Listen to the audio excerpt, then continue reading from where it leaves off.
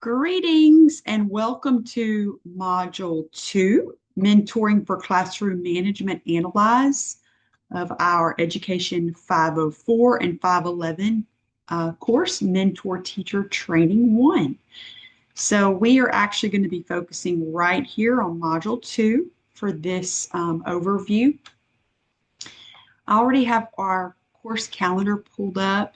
So let me kind of explain to you, we're going to be right here in this second block if you want to access the course calendar.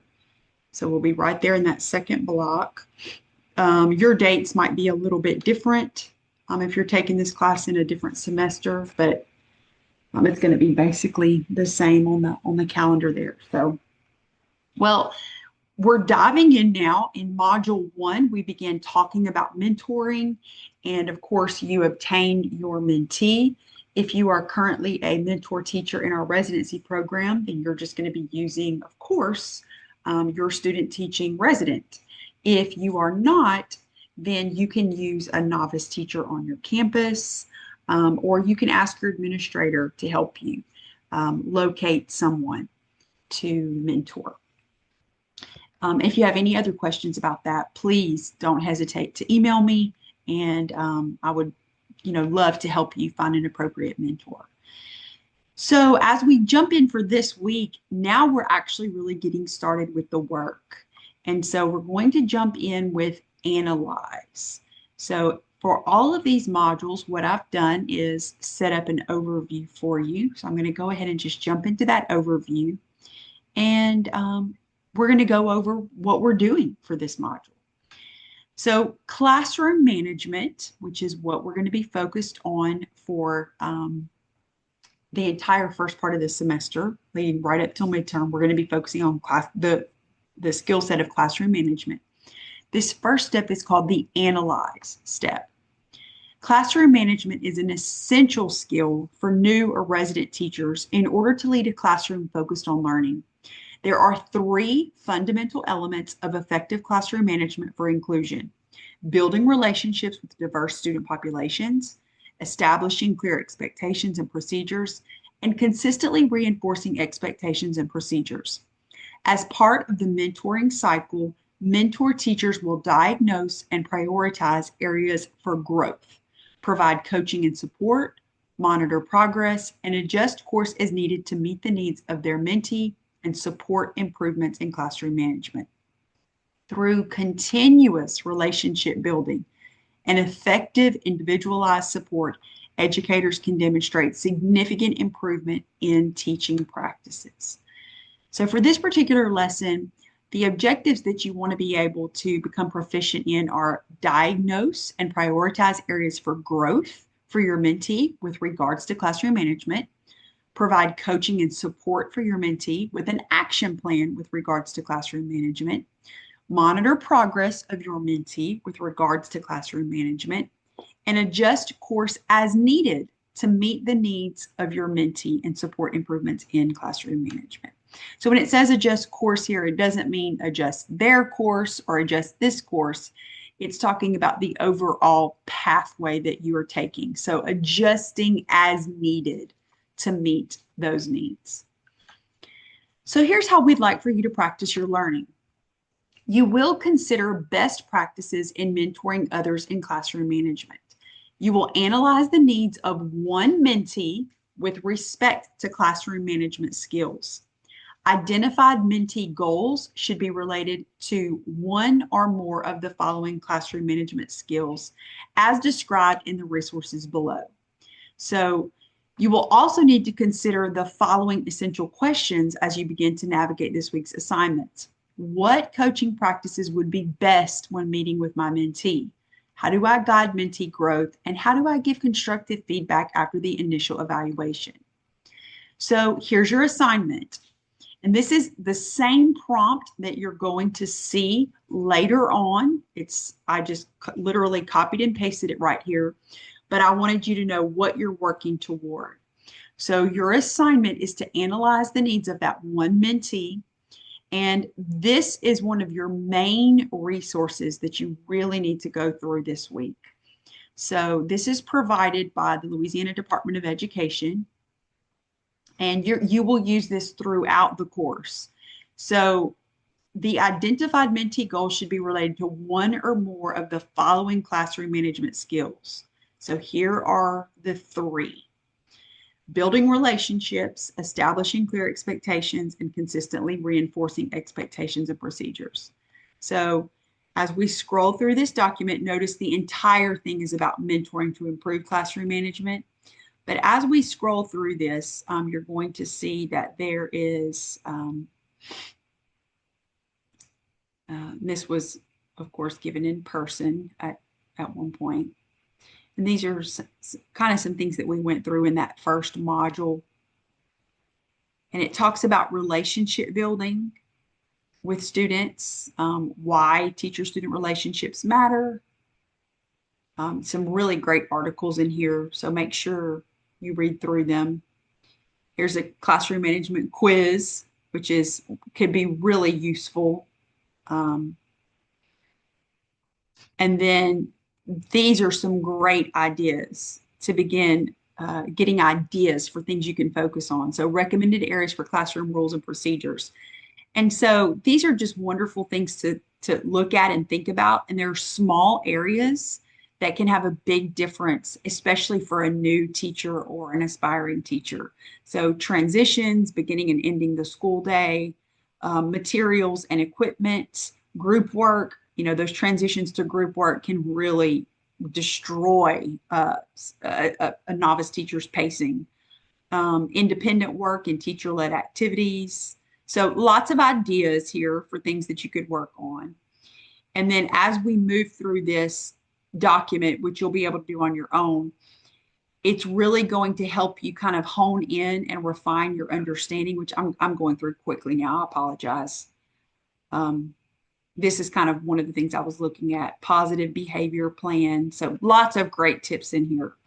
So make sure you check out that handout, but you're going to be working with one of these three: the mentee's ability to build relationships with diverse student populations, the mentee's ability to establish clear expectations and procedures, and the mentee's ability to consistently reinforce expectations and procedures. Okay, so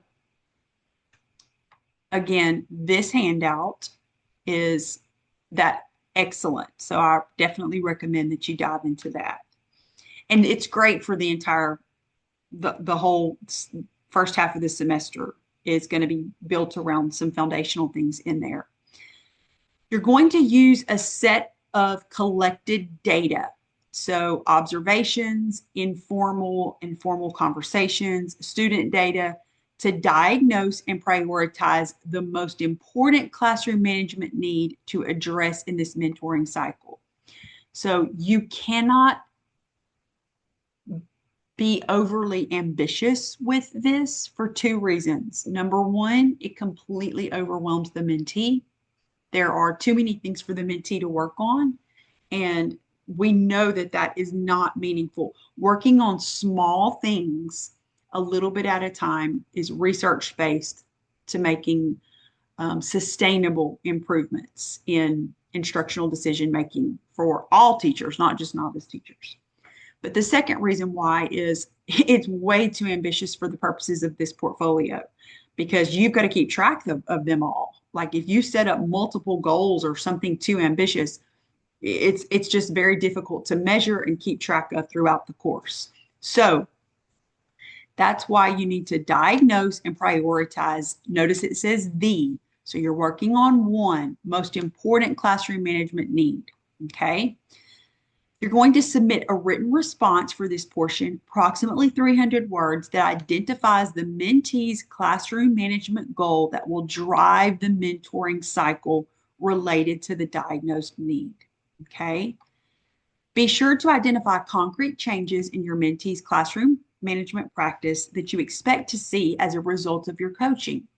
Justify the selection of the goal by highlighting the specific data you used and identify and prioritize them. So the artifact that you're going to submit is that written response, approximately 300 words, and it needs to have these features in it. Be sure to identify concrete changes, justify the selection of the goal, highlighting specific data So make sure you come back up to this and kind of bullet point it, make a little checklist if that's what you have in your artifact. The rubric and supporting resources are provided in Module 2. So we'll take a minute and look at those. And then note, if you want to jump ahead, Module 4 also has some really good ideas for the coaching plan piece of it. If you would like to see a sample, I did include a sample of a full portfolio for you. And make sure that you respect the deadlines. Your deadlines may be a little bit different than the ones presented here. So make sure that you're looking at your own Canvas site when you watch this video and your own course calendar when you watch this video, because yours may be a little bit different. I did include this sample. So just in case you're interested, I did put a sample portfolio. It's the entire portfolio. So you can see what we're working toward for the classroom management, which is the first part of the semester. This is an analyze portion, and this is the written. This is what we were talking about for the written artifact of approximately 300 words. So you can see that this one used the Danielson framework for teaching, which we don't use that one anymore.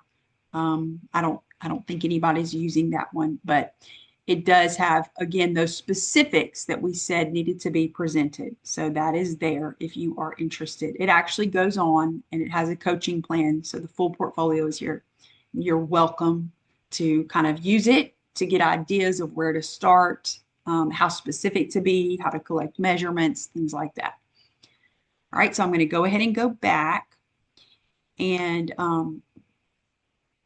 now if we go back to our module, I want us to kind of just look at the other resources that are there. So we broke down the prompt, and this is a lecture. It's just kind of a walkthrough. It's by me, and it's walking you through some effective research-based feedback, coaching, and how to set SMART goals. So please take a moment and check this out. I think it's around 30 minutes, maybe a little bit less. Yeah, 26 minutes. And just kind of giving you, it's got some videos embedded in it. And I think it'll probably give you some good ideas about how to coach, how to develop those SMART goals. So that's there. I've also included some potential teacher evaluation tools. You do not have to use these, but you are welcome to. So this is a great little tool if you are not familiar with scripting classroom observations. So this is a really great little, just a tool to kind of keep track of an observation. And that's actually lifted from that LDOE document. I've also put both of our current Louisiana rubrics. So this is the Louisiana Aspiring Educator rubric. If you have a student teaching resident right now, a resident, this is the one that you will use. And if you are actually mentoring a teacher, so a teacher in the field, you will use this one. Okay.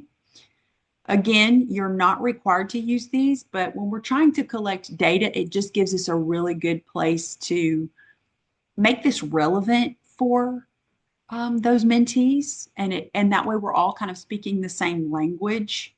It's also a way that you can really talk about when you are discussing growth and the kind of growth that you would like to see. That's excellent because it's easy to talk about moving someone from a 1 to a 2 or a 2 to a 3, and that's relevant. And then next, here are some documents to support and track the evaluations. So I already showed you, that's the master handout. This is the one that I already showed you from, LDOE. Lots of great stuff in here. We'll actually dive into some more. Oh, look, there's that observation tool I just lifted and shared with you. But we'll actually dive into some more of these a little bit later. It gives you also in this, just to kind of let you know, it gives you some samples in here for how to take those notes and how to set up the analyze portion of this piece. So kind of if I scroll back here, conducting observation in classrooms allows the mentor. So you really need to do that, get in and get at least 1 or 2 observations, analyze your data, and then that's going to help you prioritize that one area for growth. And so this is what we were talking about. And there are some really good tools in here to help kind of keep track of that. Another SMART goal, which I kind of go over with SMART goal 1. And of course, you're only going to do one SMART goal. Okay. All right. Now let me go back and all right. So that's I already showed you that one. Here's a coaching plan template. So this kind of helps you get an idea of how you could set up the coaching plan. And it's essentially, it's a contract, that you're both entering into together, provides a timeline, one-on-one debriefing document for the post-evaluation. So this is like the very first time you're going to go in and you are going to evaluate using, again, like as I said, the LER or the LAER rubric is really the one that you need to be using here. And so here is that debriefing document that you can use. And I think that's about all. Right here is the prompt. And then as I mentioned before, here is the rubric. So this is how you're going to be scored on this portion of it. Okay, and you can go down and see how you'll get your points for this. Okay, let me go back. And then I'm going to actually close out this overview by going back to the sample. And I'm just going to read this for you so that you could kind of get an idea of what you're aiming for this. So, using an evaluation instrument that aligns with the Danielson framework for teaching, which now we would like you to use the LAER or the LER, and one formal evaluation. So you're going to go into the classroom, you're going to watch the mentee teach. I recommend that you go 1 or 2 times, but 1 for sure.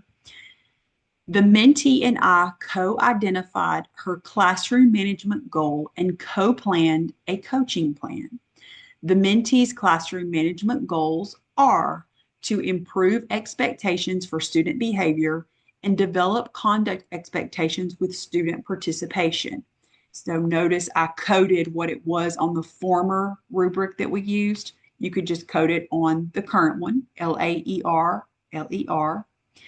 During the informal snapshots and one formal evaluation, the mentee did not clearly establish and communicate expectations for student behavior. This impeded students' academic progress because some students were not actively engaged during the lesson, did not appropriately behave during group work, and did not exhibit behavior supportive of one another's academic progress. This was apparent through students exhibiting behavior that was off task, such as participating in conversations not relevant to instructional goals and aimlessly roaming the classroom. Notice how in this sample, specific evidence is given, and it's all tied to the decision that the teacher made, not clearly establishing and communicating expectations for student behavior. What was the impact, the academic impact, and then what was the actual evidence? Okay, the evidence is actually going to get more specific. So during the formal evaluation of one 45-minute class period, the mentee used attention getters such as clapping her hands loudly, rapidly turning the lights off and on, and raising her voice a documented 16 times. These methods did not change the student's behavior. So notice how specific it is to what the mentee was doing and the student behavior. Okay. As I was reviewing this data with the mentee, she expressed that she did not know how to make the necessary changes to develop healthy student behaviors that maintain classroom procedures while also building relationships with her diverse learners. The data and this admission led to her classroom management goal. By March, so that was within 1 month, make sure you clearly state the time frame in terms of like not just month as this is here, but actually saying the length of time it took 2 weeks, 30 days, whatever. The mentee would engage her students in a discussion of conduct standards and collaborate with her students to establish criteria for effective behavior to support academic goals. Then the mentee and her students would use these guidelines to hold each other accountable for speech and behavior in a way that promotes values-based classroom management strategies. The mentee would clearly communicate and display the goals and would begin to use this method during times of high need, such as starting a new learning activity, using small group work, or including multiple transitions in one class period. So this was something that the mentor and mentee reviewed together. And then this was something that the mentee would do, engage her students in a discussion of standards and collaborate with her students to establish criteria for effective behavior to support academic goals. Then the mentee and her students would use the guidelines to hold each other accountable, and then they would be used all the time, but specifically in some high need times of the learning process, small group work, transitions, etc. Okay, so this gives you an idea of what we're aiming for this particular module. Module 2, analyze. Okay. All right, and as you can see, we're going to begin building out. Let me go back to the calendar. And then we're going to be building out. We're going to develop that coaching plan. The mentee will implement the plan, and then we will evaluate. So that is your mentor cycle right here, okay? So you're going to have 4 weeks to put it together. So start right now with those observations and start identifying an area of classroom management that needs support. And then we will, in future modules, we will roll out the plan and put it in motion. So, all right, so here is our module. Once again, module 2, analyze, mentoring for classroom management. Have a wonderful week. Reach out if you have any questions.